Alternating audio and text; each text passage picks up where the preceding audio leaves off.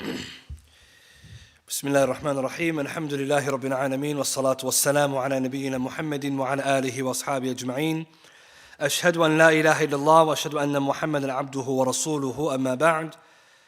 Continuing our reading of the Manzuma, the poem Al-Adab al-Shar'iyya, Manzumat Al-Adab al-Shar'iyya al-Sughra, the minor poem on Islamic legislative etiquette. We stopped on line number 151, where the author, rahimahullah, Ibn Abdul Qaadir al-Hanbali, rahimahullah, was speaking about the rulings on clothing. So he's going to continue talking about the ruling on clothing. Last week we spoke about the ruling for men wearing gold and silver or gold and silk, the ruling for men pertaining to the type of kind of clothing which is allowed. So the Shaykh's going to continue on that. He says, rahimahullah, وَيَحْرُمُ السِّتْرٌ أَوْ لِبَاسُ الْفَتَى الَّذِي حَوَى صُورَةً لِلْحَيِّ فِي النَّصِّ أَحْمَدِ. He says it is haram, unlawful, for a young man to cover himself or wear that which contains a picture of a living being according to a text from Imam Ahmad. So here the author is speaking about the ruling on wearing clothing that has pictures. And we've covered this before, so we don't have to repeat it. But we said in Islam, wearing clothing which has a picture, the correct opinion is haram. We did mention some of the scholars hold the view that if you have a shirt, a sweater, a t-shirt that has a picture of a living being, an animal, a human, or something like this, some of the ulama, some of our scholars said it's only disliked. And we looked at their evidences, and we looked at the second opinion, which is haram. This is not permissible because of the general ahadith about the impermissibility of having pictures in the home. And we explained the hadith, إِلَّا رَقْمًا فِي الثَّوْبِ. The only permission the Prophet ﷺ gave for a garment is if it is one that is on the ground, that is going to be walked on, or if it's on the blankets. Those ones are exempted. But on the shirt, not permissible. And so if you go back to that lesson, we explained this. So the author kind of repeated himself, so we're not going to go into it more, but we understand that. Then the author says in line 152, وفي الستر أو ما هو مذنة بذلة ليكره كتب للقرآن الممجد. So he says now it is disliked to write the Quran, the noble Quran, on a screen or a veil or a curtain or whatever can be debased or humiliated. So what is the author talking about here?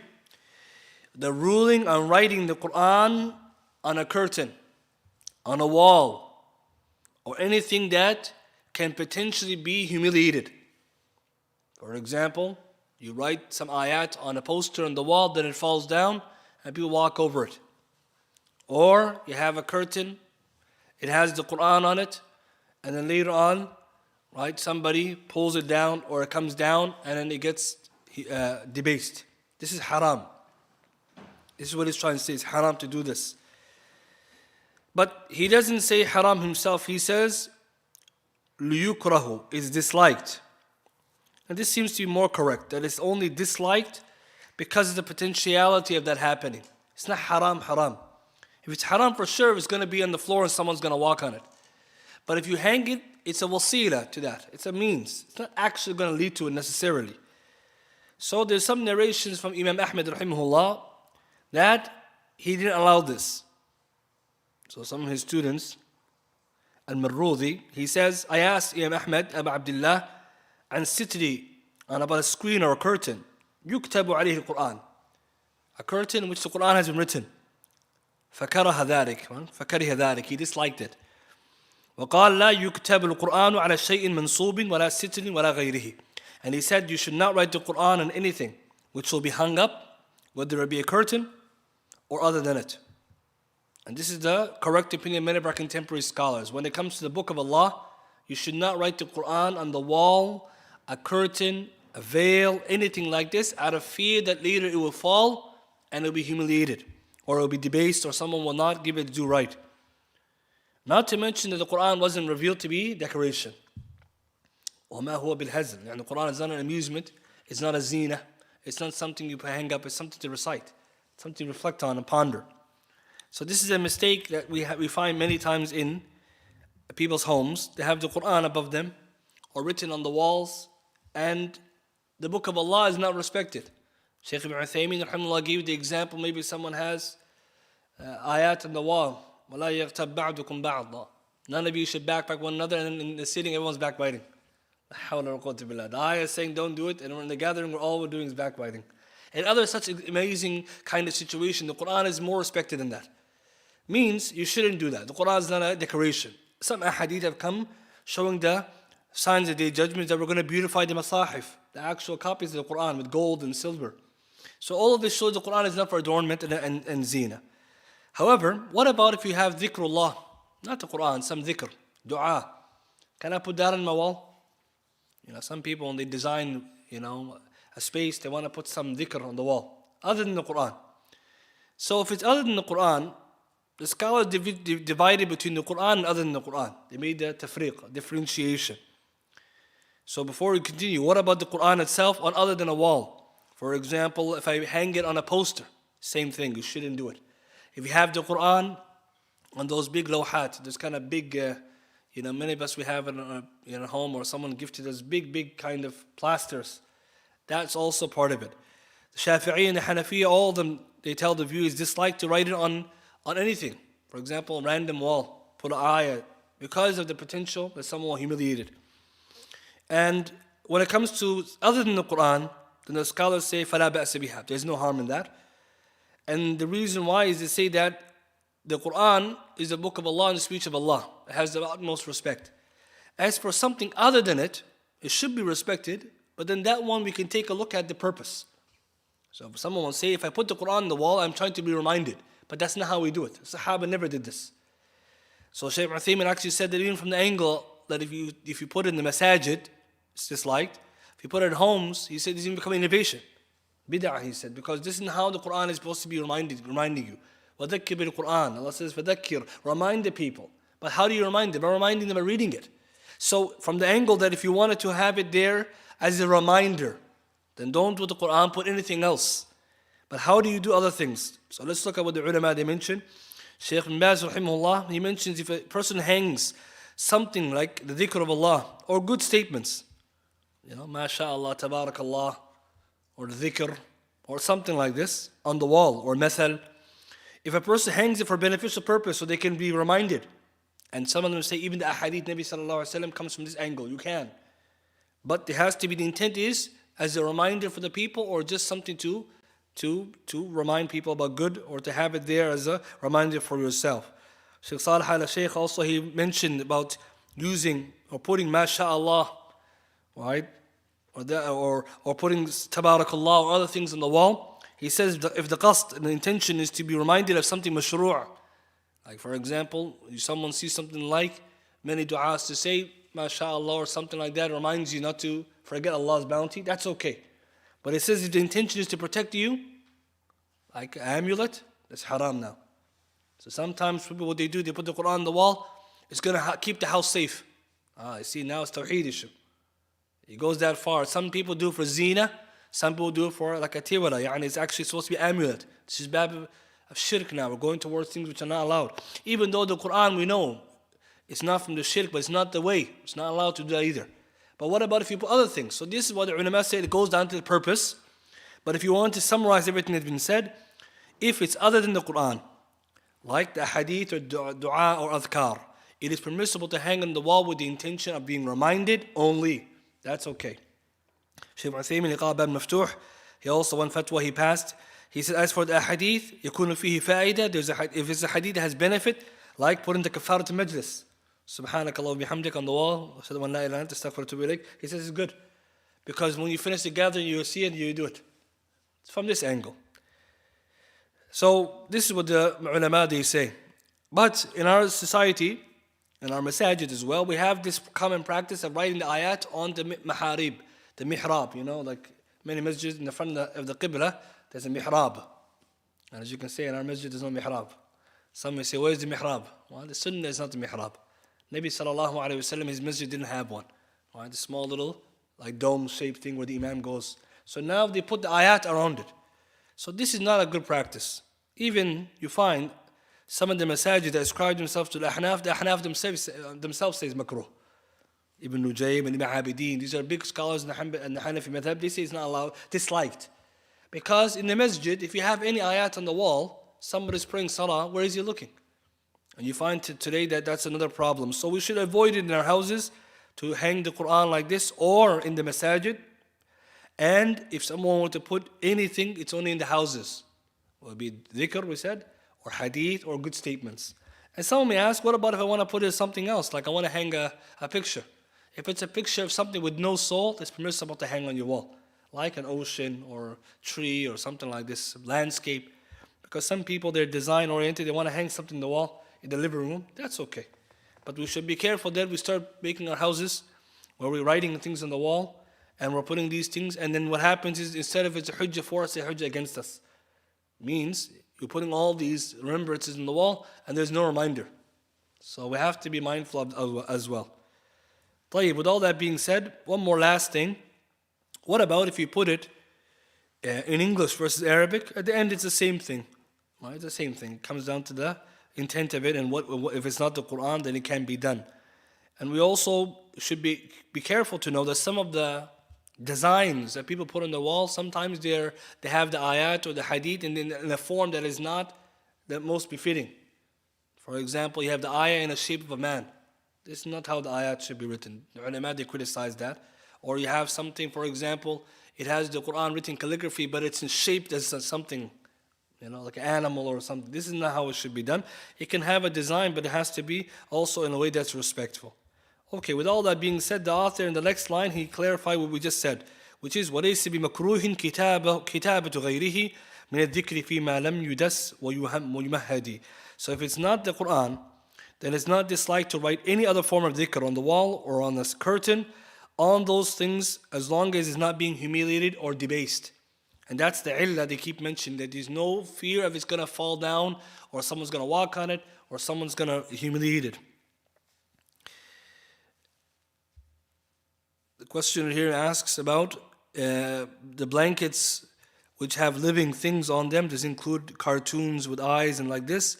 So we said that the images on the blankets, this is permissible in Islam. Right? Usually because this is what he said, the hadith, إِلَّا رَقْمًا فِي الثَّوْبِ. So even images of things that are like a cartoonish for the kids or other things like this, it can be exempted from that hadith. Because those things are being debased. You're sleeping on it, you're rolling it over, you're throwing it on the floor. So from those angles. But obviously, we should try our best to avoid any kind of image in which we fear that it will also not be a good tarbiyah for the children. We're going to get to that topic a little later. But in general, when it comes to blankets, if it's an image on it, it's permissible, exempted, because it's being rolled on, stepped on like this. That's what the illa raqman fi thawb means. But when it comes to the cartoons, we're going to get to that later, or something similar to it. Line 154 now, the author, he moves to a topic related to this topic. He says, وَحَلَّ لِمَنْ يَسْتَأْجِرُ الْبَيْتَ حَقُّهُ التَّسَاوِيرَ كَالْحَمَّامِ لِلدَّاخِلِ إِشْهَدِ. So he says, it is permissible for the one who rents a house to scratch off or erase any pictures found on the wall, just like the one who enters a public bath is allowed to do that. So now the Shaykh mentioned two things that come together. Number one, you rented a house, or you're renting a house, or you rented a room, and inside that room is pictures.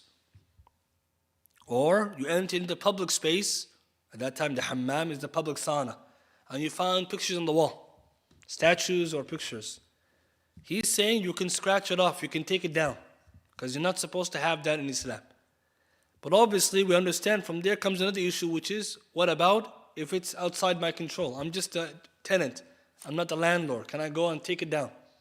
Or somebody enters into public gathering or public space, and you know you don't have authority. You go and you tear it down, and then you get into vandalism or something. You get arrested or you get charged.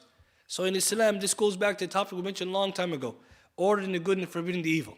There's qawa'id, rules. Same rules apply. If you don't have authority, you can't do it. You have to remember that. You can't go, for example, you rent an Airbnb and you start tearing down the wallpaper.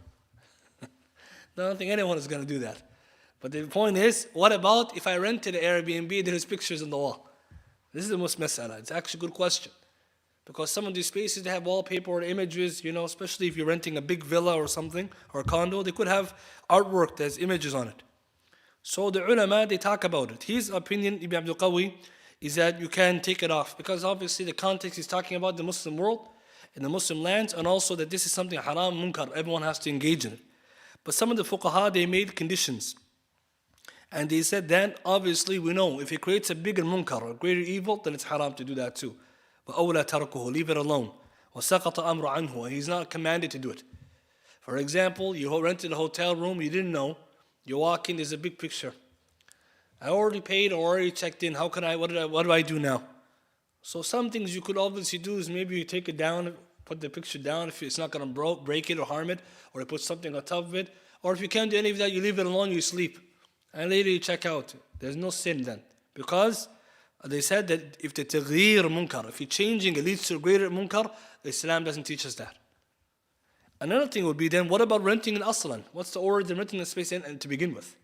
And this opens a door in the chapter Mu'amalat in Islam, that there's ahkam when it comes to renting, rulings about renting. And one of the things about renting is what kind of spaces can you rent? So one of the things that some of the fuqaha they spoke about, should I rent that space to begin with? They have a khilaf. Right? So Mardawi, when the ulama and Hanabil, he mentions both views in that madhab, the Hanbali madhab, and also outside of it.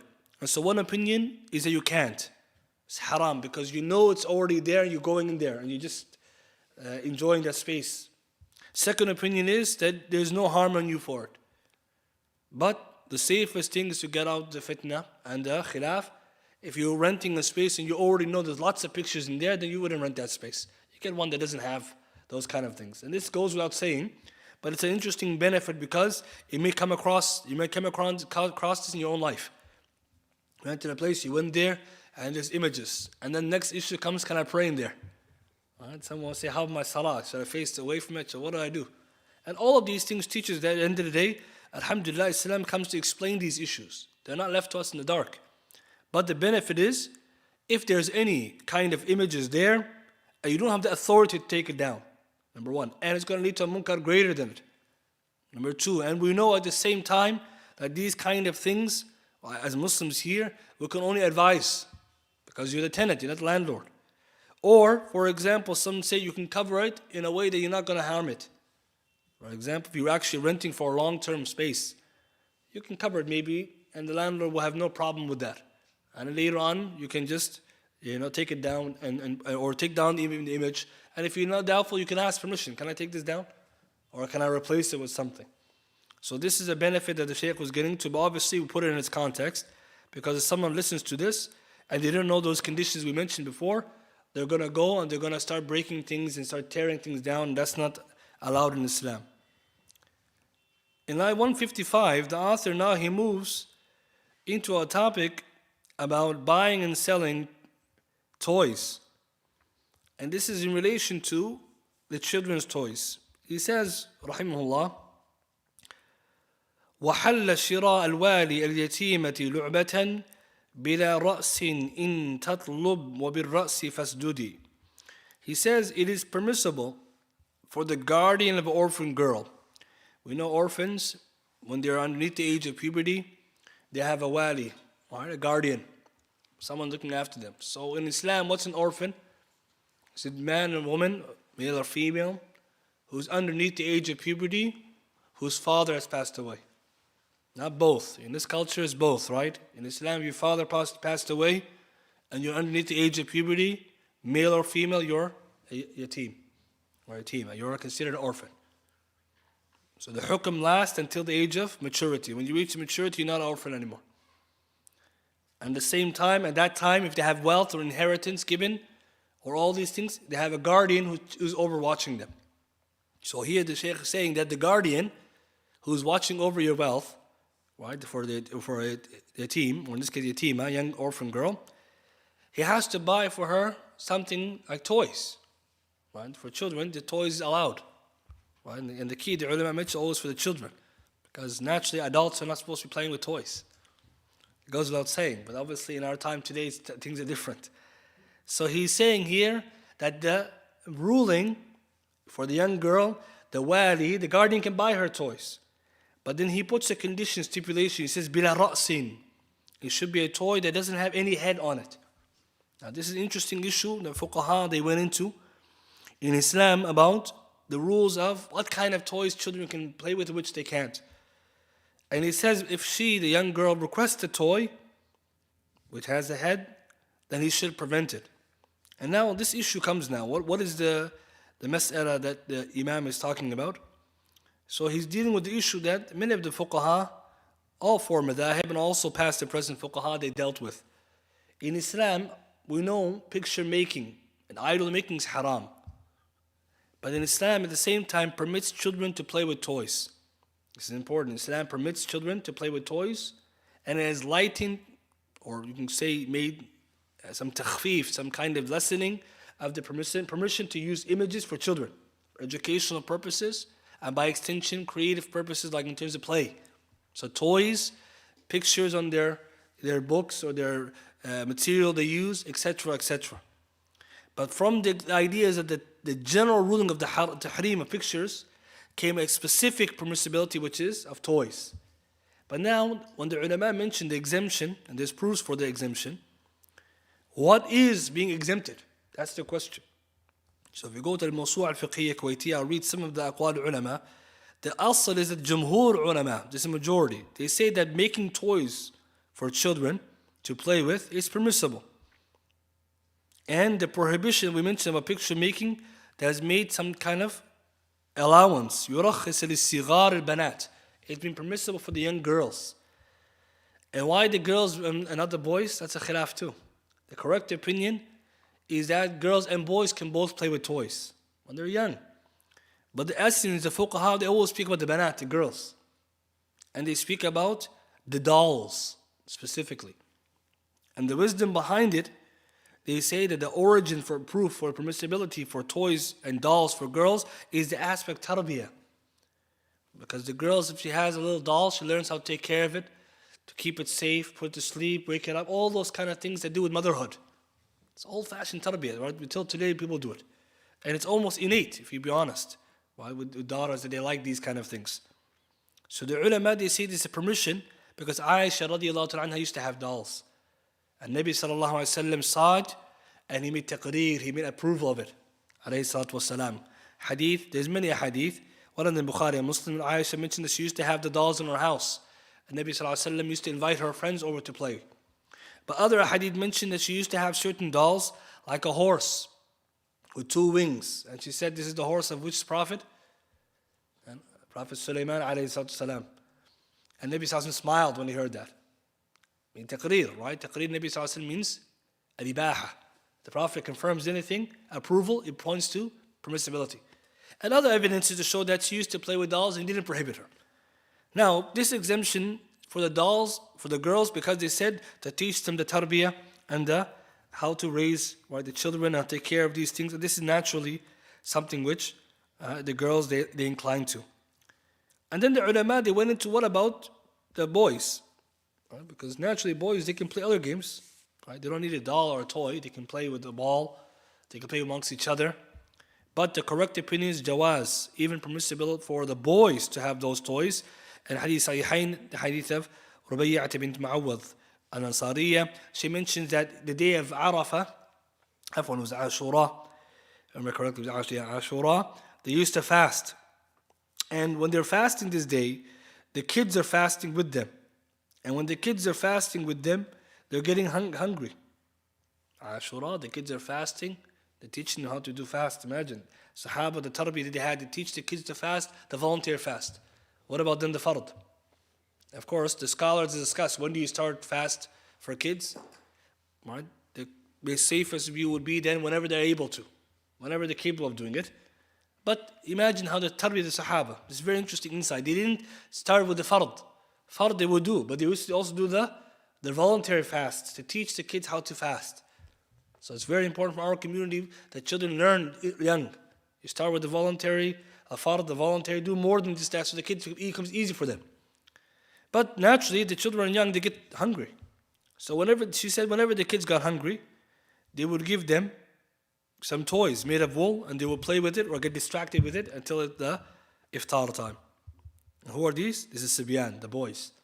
So this is a correct view. Then even the little boys can play with some kind of doll, or not a doll like the girl's doll, but some kind of toy. This hadith in Bukhari and Muslim. So from here, the boys and girls have been given permission.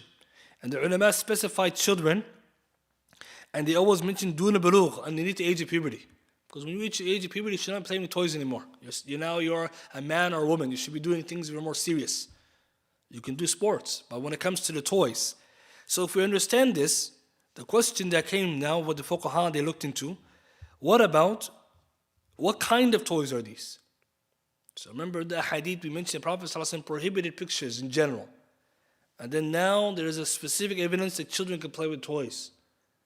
Is this specification for the toys, for the kids, general permission? So picture all kinds of dolls, with heads and full details, or is it kind of guided? For example, we have different types of dolls. Rag dolls versus the dolls you have to the figurines that look like exactly like humans. So some of the fuqaha, when they looked into this, they said that Aisha used to have like what was considered rag dolls, like this. The facial features of the animal is not clear. Some ulama said there wasn't even a head. And as you see here, the fuqaha, Mawsu' al-Fiqhiyya, volume 12, page 121, it says this is the opinion of the Hanabila, and he's a Hanbali, Ibn Abdul Qaadir. So that's why he mentioned bila ra'sin, because the Hanabila held the view, it must be a toy with no head. Because of surah al-ras, فَإِذَا قُطِعَ الرَّأْسُ فَلَا الصُّورَةُ. Because the picture, in according to Sharia, is that which has a head. So if it doesn't have a head, it's not a picture. So it says, وَإِنْ فَرَضَ الْحَنَابِلَ بِاشْتِرَاطِ أَن تَكُونَ الْلُعْبَةُ الْمُصَوَّرَ بِلَا رَأْسٍ. That the Hanabila held the view that in the stipulation, the toy must be one with no head. Why? Because they said the hadith prohibits that. So you don't put it, therefore it's not. Whereas the other madahib, they held the view that it's allowed in general, even with the head. Then there also became the difficulty, which is how detailed can the picture or the image be? Because someone will say, I don't understand the issue. Why are the ulama having differences about the details of the image? If you have an image that looks very detailed, like a toy soldier or a doll, details looking exactly like a human being, it resembles idol. That's the mushkila now. In Islam, can we have idols in our home? Even someone will say, well, it's idol which is permissible. Is there such? This is what the khilaf is. You have to have that tasawwur, what the ulama were debating. Imam, some of the fuqaha, when they talked about it, they specifically mentioned this. Ahkam al-Sultaniyya, for example, in there, it's mentioned that when it comes to ordering good and prohibiting evil, it's one of the discussions to take a look at the image, the toy. Is it idol or not? This is what they're debating. And so now you can see why the fuqaha were concerned. They were not trying to, some people may think the ulama are worried about the children having fun. They're not worried about this. They're trying to make sure it's not displeasing to Allah. So at the end, Ibn Abdul Qaadir is a Hanbali. So because of this, he held the view that you can buy the toy, but it should not have a head. But the other madhabs will allow that. And some of our contemporary scholars say that it should be not so detailed, like an actual looks like an idol. And some of them are more lenient or more general. They don't put the specifications. The point is, our parents should also take their precaution. Obviously, there's many toys that you can buy. And obviously, the benefit behind all of this is to ensure that our homes become place pleasing to Allah. Because if we say there is an exemption for the kids based on the Quran and Sunnah, the question should come, is this what the Sahaba and Salaf did? And is this the Fahm Salaf? Because we don't want to say the Salaf did it and we do it our own way. Aisha had toys, but is it like ours, so detailed? Or is it something which should be more broad? And we also remind ourselves of the hadith in Bukhari Muslim, the angels don't enter the house where there's a picture or a dog. So we have to be careful that we don't open the door to the point that we don't have any concern. Lastly, some of the fuqaha raised the point that even if we say that it's okay to have toys in general, we don't want to be too strict, we have to be careful tarbiyah. The tarbiyah behind these toys, a Barbie figurine, what exactly is he teaching the daughters? To wear hijab? Well, it's a good question. Or sometimes you have superheroes and he's wearing underwear. What is he telling our children? MashaAllah, he's very strong, but why is he not wearing any proper, he's not covering his awrah? And we laugh, but you think about what the child is learning. We don't realize it till later. These are things that are idealized. And today, in our society, we're critiquing them. So that the child, when they're young, we should also give them toys. Alhamdulillah, there's a Muslim market now for toys, where you can get dolls will have hijab. Yes, there are such. There are rag dolls with no faces even. And so all of these opportunities we should support, because at the end of the day, these things are much more safer, right, for the children. And also it helps better explain our mindset as Muslims, our beliefs and our methodology. So the question says, is it okay if the head of the doll is covered from the neck with a cloth? So the idea is that their opinion, the Hanbalis, then if the head should be removed. Or if it's there, right, it should be kind of like some way covered to the point it doesn't have one. But like we said, the other madhahib allowed it, so we try our best to find the toys where there is no, if it even has a head, it doesn't have clear facial features. And like I said, if you look around, there's many handmade dolls, alhamdulillah, that remove this. But this is a benefit to show that what the fuqaha are worried about is about the pleasure of Allah, but at the same time allowing the kids to have something which they can play with. And then the author says, connected to this, وَلَا تَشْتَرِي مَا كَانَ مِنْ ذَلِكَ سُورَةً سُورَةً وَمِنَ الْمَالِهِ مَا لَا مِنْ مَالِهَا فِي الْمُجَوَّدِ. He says then, if he's going to buy her, i.e. the young girl, a toy, let him buy one from his wealth, the guardian's wealth, not the wealth of the orphan. It's just like a kind of generosity. He's going to buy from his wealth. Even though he's allowed to use her wealth, it's important. The guardian, when he's taking care of the orphan, he can use their wealth to take care of them, upkeep. And he can take some of that wealth for his own self if he needs it. Again, it has to be ma'roof. It can only be a certain amount, like what's customary except the reasonable. So, but the author is saying that he should buy from his own wealth, according to one of the views of the Hanbalis, as a kind of honor, just not to spend her money on it, whatever toy it is. But the point is, even in Islam, there's huquq for the orphans. We learned that as well. Because he's talking about orphans, he's not talking about regular children. And there's a benefit take that all children should be given these opportunities of having the toys and a good childhood. And this is Islam, this is our religion. It's bab adab, right? We're talking about. Imagine he didn't say, you're talking about your child or his child. He's talking about an orphan who doesn't have parents. So the guardian is actually looking for them in the way that is befitting to Allah. And then the author, he moves away from that towards clothing again. And he's talking about now the wearing of fur. He says, وَلَا بَأْسَ فِي اللُّبْسِ الْفِرَاءَ وَاشْتِرَائِهَا جُلُودَ حَلَالٍ مَوْتُهُمْ لَمْ يُوَطَّدِ. He says, there is no harm in wearing fur and buying it. And this is now, so now it's coming with asl first. There's no problem, he says, in wearing animal fur and buying it, provided the skin of the animal, so the hair which it is, or the skin from it, is what? An animal which is permissible to eat and who is not a dead animal. So the author, he put together two issues. One issue, wearing fur. Second issue, wearing the skin of animals. It's two issues. So on one issue, in Islam, wearing fur is something old. If you look at the Salaf, they used to wear fur. And some of them didn't like to wear it. So if you look at ulama, they mentioned there was this kind of old difference of opinion about wearing it. Not its origin, more to do with where did it come from, the source of it. Is it halal animal, haram animal? How was it slaughtered? So in Islam, the rulings here pertain to the wool and the fur and the feathers, all of these things. So asl is permissibility. Now someone will say, what about if it's an animal which is haram to wear? Or haram, for example, for me to own. So here the author, he doesn't talk about that, he talks about the julud, the skin. Because he connects two together. So we'll talk about the fur first. Wearing fur in Islam is permissible. It's permissible. And for the most part, the ulama, they do not specify that the fur has to be only the animal which is permissible to eat, because the correct opinion is that the fur, feathers, nails, hair that comes from an animal, dead or alive, it's important, dead or alive, halal to eat or haram to eat is not najis. It's not najis. It's pure. And this is important because the scholars differentiate between skin and between bones, fur, and hair. In the Untitled Fiqh class, we're going to talk about in more detail because it comes to do with the same issue about using the vessel made of it. So the julud, the skin of animals, that which has feeling. So the animals, they have skin, it has feeling, it has kind of what we call this ihsas, it has a feeling sensitivity, where hair, fur, and bones, these ones, they grow and then they break or they fall off and they grow again. So they're not the same chapter.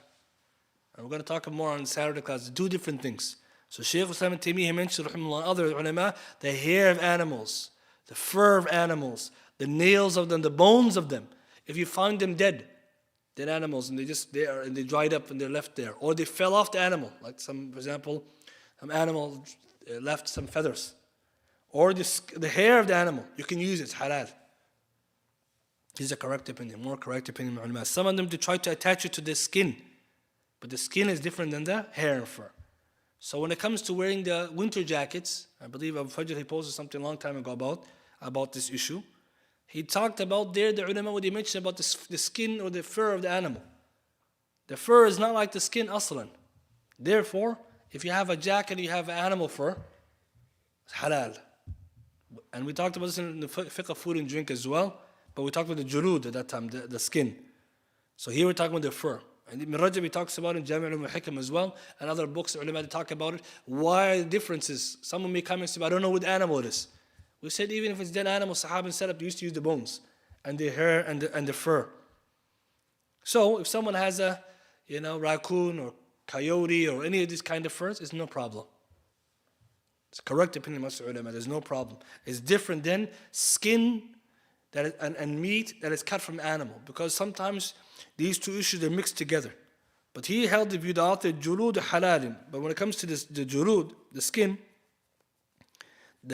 of an animal must be one which is halal to eat and must not be dead animal. And that's one of the two opinions we mentioned before. So fur is one issue, skin is a different issue. Now if someone says, okay, can I wear a snake skin jacket? It's a different issue than saying, can I wear a winter jacket with an animal fur? Two different issues. So when it comes to skins, most of the fuqaha, they hold the view, it has to be the skin of an animal halal to eat. Halal to eat. So it must be an animal which you're allowed to eat. Camel, leather like a cow, right? Buffalo, whatever. Any of those animals are allowed to eat. And it must be slaughtered. It can't be dead. Even though there's a difference now. What if it was dead and then you tanned it? So the ulama, they say it should not be dead. But if it was dead and then we tanned the dead skin and it's allowed to eat that animal asl, they say that one's halal. What they exempted, most of the fuqaha, is the wild animals. That one. So at the end, the fuqaha, the majority say skins of animals which are halal to eat are permissible to wear. You should slaughter them first, then skin the animal and use it, the hide. But if you found a dead animal, you skin the hide, and it's already dead, and you benefit from it, then there's evidence to show it's permissible. But what about the siba', the wild animal? Or the birds, the hawks and eagles, all these kind of things, snakes, crocodile. The khilaf among the ulama, right? Two opinions. One opinion is that it's not allowed, another opinion it's allowed. Right? You have evidence on both sides. Right? For the time, we're not going to go into it, but you can see there's both views. So depending on what someone takes as their view, and I believe we touched on a little bit in the fiqh of food and drink, that some of the ulama, they say that you can never purify them. And maybe in the Saturday class we'll talk about you can't purify animals which are haram to eat. Their skin can't be purified. Because they say tanning purifies it. But the other scholars said no. What only can purify is the halal animals. It's a khilaf. There's a hadith, Ibn Abbas, Sahih Muslim, Abu Dawood, we mentioned ayu dibagh, any kind of skin. And if it's tanned, faqat tahur, then it becomes pure. But then they try to restrict it and say that's talking about any halal one, etc. There's evidences. I'm not going to go into both sides here, but you get the point. So some people, you see them, due to this, they wear certain exotic animal skins, others won't. Depends on your view. But when it comes to the hair, the fur, the more correct opinions, all of it is allowed. Right? And this is something which, right, the scholars, again, they do have difference there, but that's the more correct opinion. But with this, based on this understanding, now the author adds on line 158, he says, وَكَاللَّحْمِ فِي الْأَوْلَى احضرا الجلد ثعلب وعنه لليبس والصلاة به استدي. So now he connects two issues now. He says, an example is like the meat of the fox, which is prohibited according to one narration from Imam Ahmad. So you can't eat a fox, therefore it's haram to wear the skin of a fox. And why is it haram to eat a fox? Who remembers? Good. It has the canine and the fangs. We said that's one of the conditions the animal is prohibited if its animal has fangs. So a fox, even though it doesn't eat us, it eats other animals. It's a predator in its category. So it's an animal with fangs, haram to eat. Therefore, its skin will be haram according to the majority. But he says in another opinion, Imam Ahmed held the view, you can wear fox skin, but you shouldn't pray in it. So what you can see here that even Imam Ahmed, he has more than one opinion.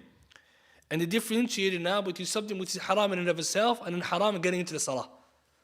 And so it's an issue that it's not only related to the clothing, but related to other things. So we'll give the classic example the fuqaha they give. Somebody stole a jacket. Then he goes to salah to pray. And he prays with the stolen jacket. Is the salah sahih? Sahihah? Some of you probably think, who steals a jacket and prays the salah? What kind of bad person is this?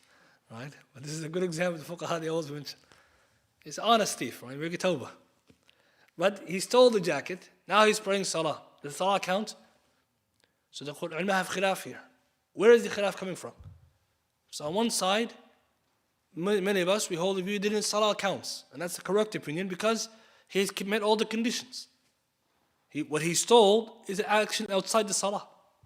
The other group of ulama, they say no.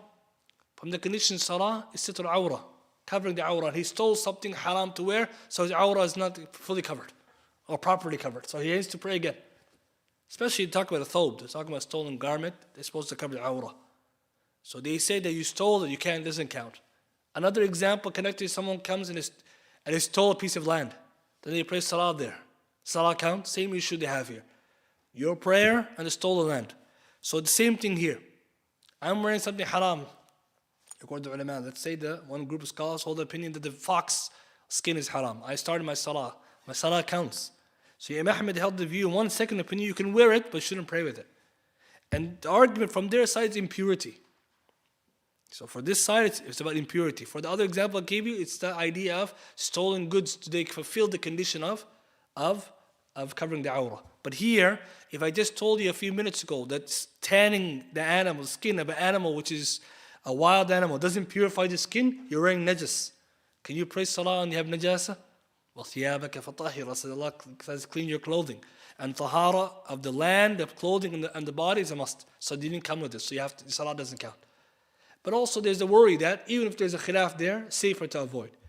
But if someone took the opinion that it's not najis and he actually holds the view it's permissible, then we cannot say that they're praying with najasa. But you understand now why they mention, why would Imam Ahmed have a view that you can wear but not pray with it. But the idea is that we understand in fiqh, the ulama mention usul, if someone does something haram, kharij amal, outside the action itself, it doesn't have any bearing on the validity of the other action. It's a principle usul you study in more detail. Something which you do haram but is not part of the action, it's outside action, doesn't have bearing on the validity of that action. So if I stole, I get the sin for stealing, but I came with shurut al-salah, my salah will count. And that's why you have the example, many of us you probably heard before, someone went to Hajj with stolen money. The Hajj counts? So what do you guys think? Someone stole the money, robbed the bank, went for Hajj. Hajj counts? قالوا صحيح, it counts. But is it Hajj mabrur? أبدا. No, mabrur. This is you can't do that. But it counts. Why? Someone will say, how can it be? Because two different actions. His Hajj, he met all the conditions, right? But the money he got is haram. So he's going to get sin for that. And then his Hajj will count, but he's not going to get the reward of coming sinless. That's because he didn't come with the right way. That one he has to do nothing wrong. So we take the benefit that Islam has justice to this, but also doesn't open the door to that. Because somebody may think that that's the case, so we can just steal and go for Hajj. No. If you're stealing, that's the last thing you should worry about the Hajj. All right? You should be worrying about it. But you can see why some people, unfortunately, shaitan, he does this. You know, they say, well, they did a haram thing. They say, I'm going to make a Hajj. Yes, you can. But you think about that haram, something haram, Allah may not give you tawfiq to make Hajj at all. So the benefit we take from this, that, and we're going to stop at this point, the issue of the clothing and coming to purity is connected to the fiqh lessons we're doing on Saturday. So we're going to cover this, inshallah, as well there more. When it comes to the tahara of clothing, is a big deal. Because the tahara of clothing connects to it is the validity of the salah, and also other things like it. So for example, the validity of salah, the intifa', the benefit of that product. Because if you say it's najis, you can't benefit from it. Impure, you can't benefit from it. And etc., etc. So inshallah we'll end with this much. And the author, when he mentioned these examples, you can see from adab, a lot of the adab related issues, also sometimes the fiqh related issues. But nonetheless, they teach a lot about the nature of adab. The adab, some of it has to be based on learned rulings. And wallahi, in Islam we have so much adab. We learn, and this teaches us the depth of our religion, to encourage us to live the most righteous life. If Allah subhanahu wa ta'ala made a Muslim charged with the responsibility of living a pure life, it's not without all these rules and the pattern to do it. Because other religions, they tell you they can give you an example how to live a righteous life, but there's no details. There's no guidelines. How can you live a righteous life pleasing to Allah and all you have is general verses? But in Islam, we have the general guidelines, the objectives of Sharia, principles of Sharia, detailed etiquette, halal and haram. Wallahi, this teaches us that a Muslim just learns every day one mas'ala, something new. He can become closer to Allah every day. Every day learning something new and in every different chapter of his life. So some of these issues, like we said, to do with the renting houses, our clothing, what you're eating, what your toys for children, etc., etc. And inshallah, we'll end this much. When the question says, is it also if eyes are stitched with a thread, is it okay to unstitch them to end up with a doll with no eyes? If the eyes are drawn, then using markers to cover them. So we said that it's the view of the Hanbalis that they shouldn't have a head. But when it comes to facial features, let's say someone has a toy that has this. You can argue that it's exempted. But if someone wanted to remove some of the eyes or remove some of the features to make it better, this is better, safer. And so if someone did this to make it easy and also to avoid any khilaf, this is the best. But if it's too difficult, then someone next time they buy toys, they buy the ones away from that. If you, for example, you look for the ones that have none of this in it. And this is always the safest. But if someone has a toy, it's too difficult to remove these things, then inshallah, the minute fuqaha, they permitted this to be used for the children under the age of puberty. But we also need to be careful that when we're buying these toys, we also need to take a deeper look at what they're offering. Alhamdulillah, like we said, there's lots of alternatives, so that's why there's the hajj is not as strong as it maybe used to be. But if someone had them and you can't remove them, inshallah, Allah forgives. There's no harm in that, because like we said, the fuqaha, they mentioned, but if you're able to, especially if it's like a doll, or you can remove the eyes, or this is even better, right? Always to go with what's safer. But also in the future, when you're buying, now you try to buy the toys most appropriate. Alhamdulillah. And even when it comes to buying toys, there's more science to it than that. What kind of toys are beneficial should have benefit, right? And we encourage the parents as well that if they have any type of knowledge like this, to share with one another. Allahu a'lam. Anyone else have a question? Yes? Can you repeat the fiqh principle again? So you mentioned at the last about the sin outside of the action not bearing. So we said that when it comes to sin and prohibitions, if someone did an action or sin, kharij amal, it's outside of the action. So it's not to do with the mahiyya, the actual action itself, not its conditions, not its pillars, it's outside of its nature. Example, somebody is praying salah and they have a stolen garment. Is any condition of salah here being affected? Any pillars? No. So it's an action haram outside. So they say the ulama, there's two different angles. Right? So when you study in usul, they mention 4 scenarios, and maybe when the fiqh class we're going to get to this because it's going to come up. But the issue is that I did something sinful outside the prayer, so my prayer account, but I still get a sin for that. The same way I went for the hajj, my hajj counts, all the conditions are met, but I stole the money, so I'm going to get penalized for that if I don't repent, but my hajj still counts. But that doesn't mean now the person who did hajj, they did the best hajj. In fact, they need to make tawbah immediately because they've done it the wrong way. And that's why in Islam we don't believe in the bad principle. Right? Al-ghaya tubarrir wasila, that the ends justify the means. Islam's haram principle. Right? Because someone will say, if that's the case, then maybe, no. If even, you don't even know if Allah subhanahu wa ta'ala will accept your hajj, even though the ulama says la, because He knows your intention. So this is the principle, and we're going to cover it more later. Yes? Just 2 things. Can you clarify, you said in the beginning about, did you say like bed sheets with images like cartoons, faces, that's okay? And the second one was drawing images with eyes like, for school project, like if they're writing an essay or something, they have to have presentation, they have to draw trees and eyes, is that okay? So there's 2 issues there. One of them is to do with the blankets. So we said Islamically, any image on a blanket or something on the rug and the floor is permitted. If it's an image of that which is a picture on it, because of the hadith, إِلَّا رَقْمًا فِي الثَّوْبِ, except for imprint on the clothing. Now the issue of the cartoons is a different issue because the scholars, they don't permit, many of them are discouraged of watching cartoons with children for other reasons. But if you said to me it's just an image, right? And the ulama actually talk about this, right? Because some people try to say it's not a real image, it's like something fake. Some of the fuqaha Shafi'iyya, they mentioned even if it's a fake image, human beings with wings, and still haram picture. But because the general permission to have pictures on garments and rugs, inshallah it can be exempted, because many of the children's clothing, they have this.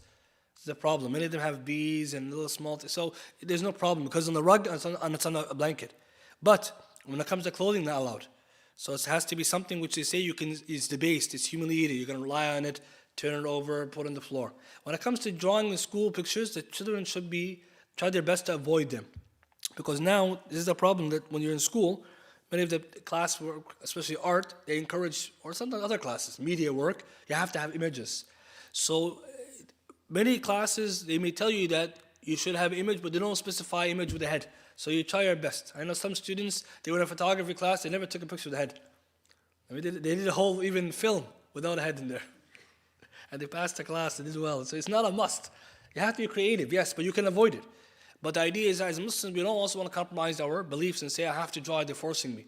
Because they're not really forcing you, especially because at the end, children, we also know that the parents should tell the kids how to do it, and also give them the guidelines that, look, you do your best to use as much things to avoid that, and inshallah, if they take marks for them, tawakkal ala Allah. It's not gonna, if you didn't do well in art, it doesn't necessarily affect the fact that you did something which Allah is pleased with. And wallahi, we've seen those who did it consciously, they got sometimes very good marks. They have no haram.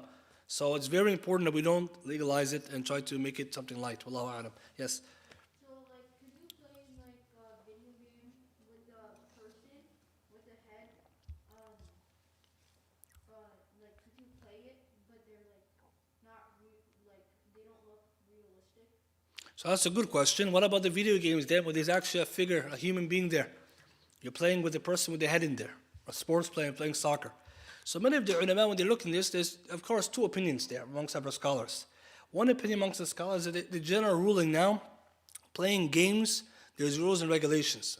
And one of them, they say they shouldn't have anything haram in it. So one group of scholars say any images, including games that have images, for example, video games, is haram. Another group of scholars say it's halal. Again, because they say this is for kids. Going back to the issue for the kids. And secondly, they said even if you're playing the game, you're not necessarily owning these things, and this thing can be turned off. It's not the same as the other image, which is like something drawn and you have in your hand or on the wall. So they say that it's a lighter kind of prohibition. Try to avoid games that have bad things in it, but some of them, they say, understood it's for children, for entertainment, and the person can turn it off. It's like viewing other images on YouTube and the internet like this. So there's this opinion. So if someone says then it's allowed with that guidance, now comes to the content of the game. So this is important, because the ulama who say it's allowed, then they say, but it has to be halal game. You're not supposed to do anything haram in the game. So inshallah, there is an opinion for that. Again, because children are playing it mainly. Even adults, if they're playing the game with their kids or something, they have to be making sure that they try to find the best of the games.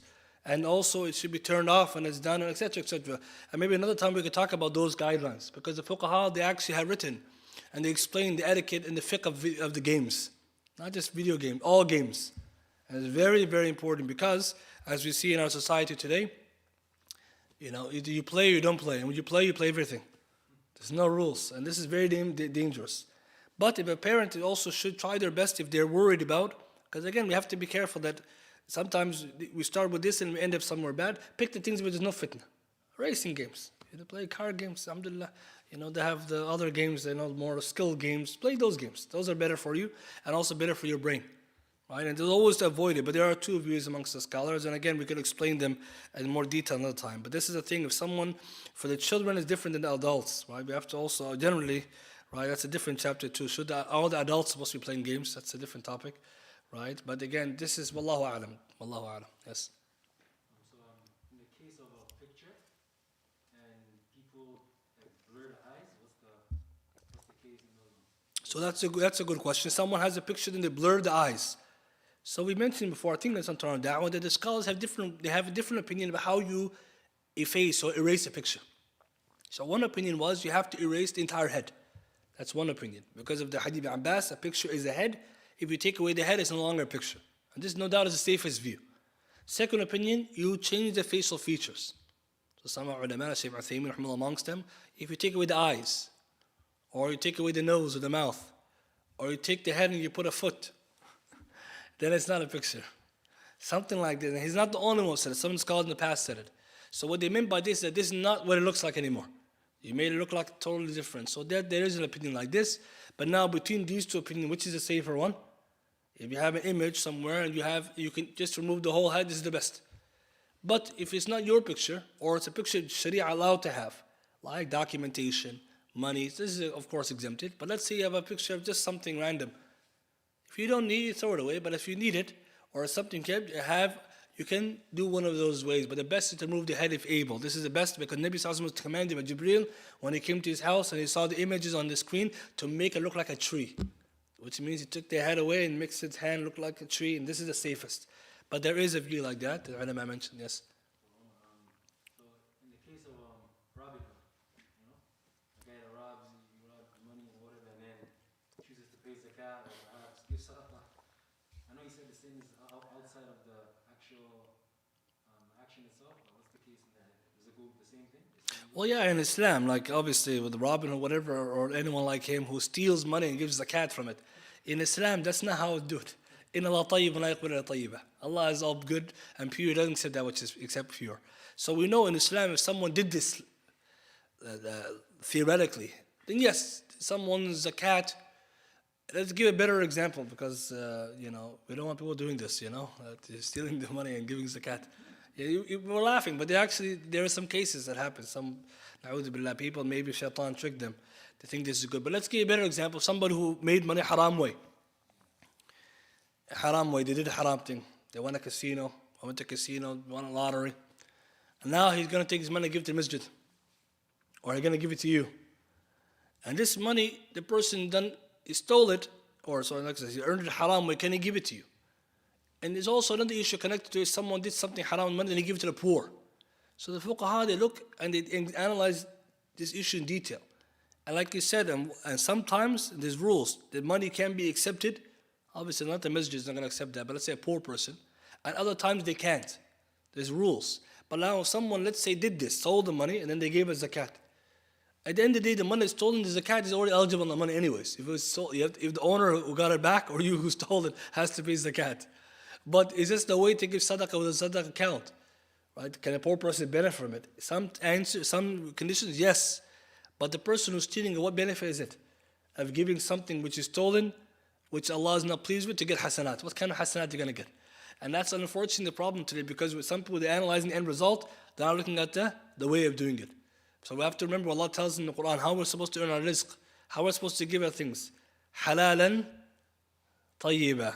Has to be halal in and of itself, tayyiban, how it's earned. And this is the biggest problem, because sometimes people translate tayyiban as wholesome. That's what it means literally, but tayyiban means the tariqah, how did you get the money? So it has to be both. So Rabbun, if you get a halal money, but it's not tayyiban, it's haram. And that's the problem, like you said, even our kids, when we watch this stuff, we didn't even realize what he's doing. We like it, what he's doing, because he thinks he's helping the poor. And later on you realize he's robbing the rich. Because later, if Allah made us rich, we'll never be happy with him. All right? Allah protect us from this. Any other questions related to this? Otherwise, I don't want to delay the time. Yes?